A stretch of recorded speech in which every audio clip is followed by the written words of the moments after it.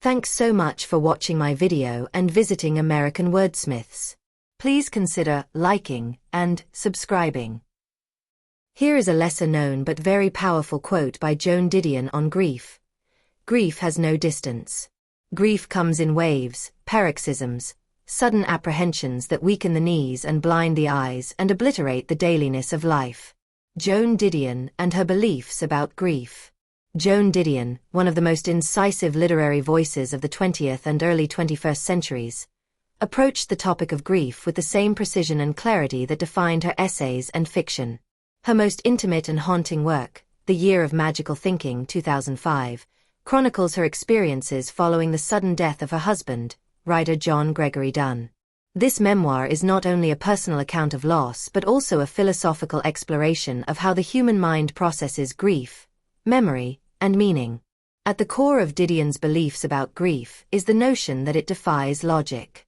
She repeatedly emphasizes that grief is not a linear process, nor is it something one can manage with rational thinking.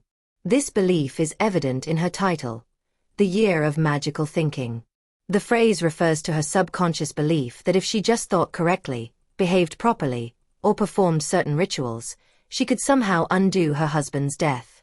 For example, she recalls being unable to give away his shoes because he would need them when he came back. These moments illustrate how grief often operates outside the bounds of reason, taking the mourner into a world governed by emotional logic rather than reality. Didion also writes about the disorientation that grief causes. She describes it not as a series of predictable stages, as popular psychology might suggest, but as a state of derangement.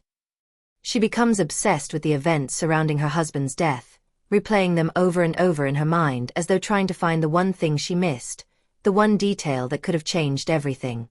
In this sense, grief becomes a form of mental paralysis, where time freezes, and the bereaved cannot move forward. She writes, "Grief turns out to be a place none of us know until we reach it." For Didion, no amount of preparation, intellectual understanding, or emotional readiness can truly brace a person for the experience of profound loss. Another essential aspect of Didion's view on grief is her rejection of cultural clichés and platitudes. She is deeply skeptical of the standard ways in which society encourages people to deal with loss. She questions the utility of funerals, memorials, and even the language we use around death. For her, these rituals often feel hollow and disconnected from the actual experience of grief. She critiques the phrase, moving on, as though the death of a loved one were an event one simply gets over. Instead, she insists that grief is a permanent, albeit evolving, presence in one's life. It doesn't disappear. It becomes part of who you are. Didion also highlights the physical nature of grief.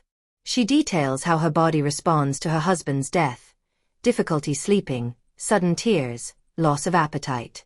This attention to the physicality of grief underscores her belief that mourning is not solely an emotional or psychological process. It affects every aspect of a person's being. Her writing challenges the assumption that grief is something private and internal. Instead, she makes visible the ways it alters perception, health, and behavior. A profound element in Didion's narrative is her confrontation with memory. She describes memory as both a comfort and a torment. On one hand, remembering her life with Dunne gives her moments of solace. On the other, it continually reminds her of the finality of his absence.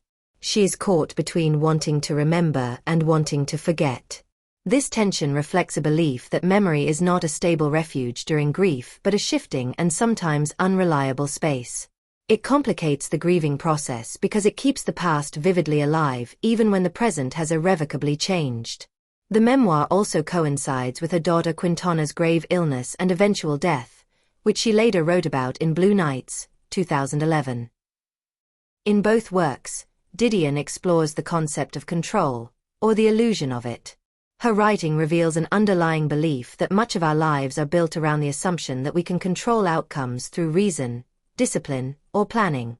Grief shatters this illusion. The deaths of her husband and daughter show her, and through her readers, the fragility of the structures we build to make life seem manageable. She learns that loss is inherently chaotic, and attempts to impose order on it can be futile. In conclusion, Joan Didion's beliefs about grief, as conveyed through her memoirs, revolve around the themes of irrationality, disorientation, the failure of cultural rituals, the physicality of mourning, the unreliability of memory, and the ultimate lack of control in human life. Her work strips grief of its romanticism and presents it as it truly is, a raw, unrelenting experience that defies logic and changes the mourner forever.